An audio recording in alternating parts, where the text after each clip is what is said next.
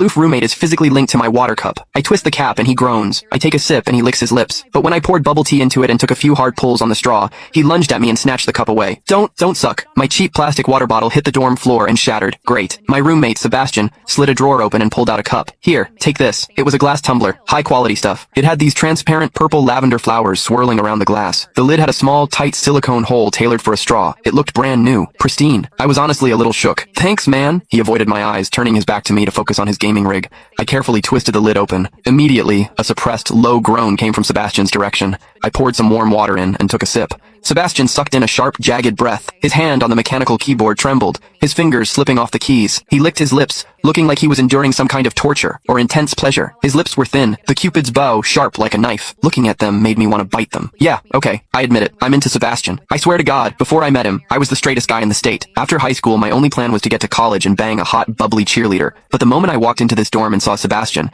that plan went out the window. 4 years of college and he's the only one I want to mess around with. But I couldn't tell him. No way. I was terrified that if I spilled my guts, we wouldn't even be friends anymore. Because Sebastian is straight. Like, painfully straight. Only 2 weeks ago, he turned down a senior, a varsity swimmer, total stud, who asked him out. After that, Sebastian came back to the room and sat at his desk with a face like thunder for hours. The guy must be a raging homophobe. Maybe it was because the cup was a gift from my crush, but that warm water tasted sweeter than usual. It had a weirdly good aftertaste. I grabbed a straw from my desk and shoved it deep into the hole on the lid. The second I did, a strangled moan ripped out of Sebastian's throat. He bolted up and sprinted into the bathroom. Weird. We were just gaming. Why the hell did he suddenly need a shower? He didn't even grab a change of clothes or a towel. My hearing has always been too good for my own good. Through the thin bathroom door, I heard whimpery, muffled sounds. Soft, hot, suppressed. As a dude, I knew exactly what that sound was. He was jerking off. When I get horny, I usually wait until lights out and hide under the covers like a rat. But Sebastian, it's the middle of the damn day and he just goes for it? Talk about high testosterone. Sebastian is gorgeous. He's got that cold, don't touch me vibe, but his eyes are sharp, almost like a fox. He looks like a priest who's secretly a sinner, tempting as hell. I've heard people say his smile is killer,